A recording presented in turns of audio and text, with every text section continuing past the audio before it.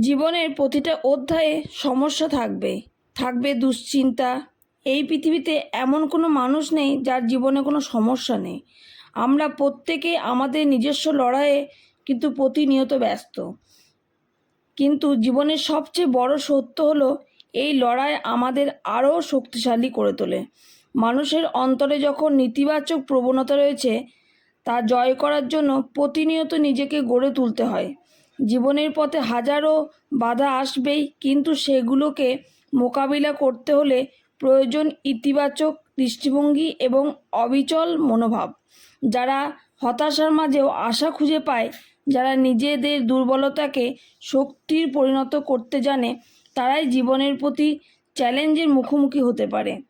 আর এই মানসিক শক্তি ও ইতিবাচকতার ফলেই আসে সত্যিকারের সফলতা।